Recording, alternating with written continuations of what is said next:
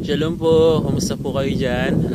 I hope na nasa mabuti po kayong kalagayan. Kumusta po kayo? Sana lagi po kayong healthy, lagi po kayong malakas, at sana lagi nyo pong iingatan yung mga sarili po ninyo, lalo na po kayong mga kapatid po dyan sa Pilipinas.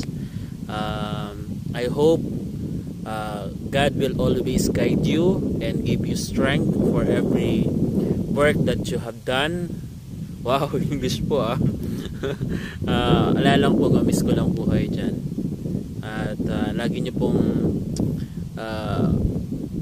pong tutulungan ng isa't isa, lalo na po sa mga pananampalataya, sa mga gawain.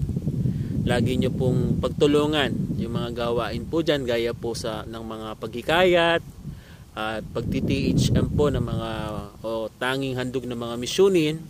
Sana po magtuloy-tuloy po yung pag-akay po ninyo sa mga kapatid, at maging katuwang po kayo ng pangangasiwa, lalo na po ng mga tagapangasiwa na nangangasiwa po sa inyo.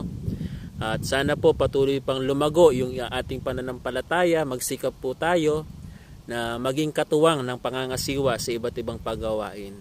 We miss you po, we agape you po mga kapatid, at sana po sa mga darating na panahon magkita-kita po tayo ng mukhaan. We agape you po, miss pa po. Bye bye po.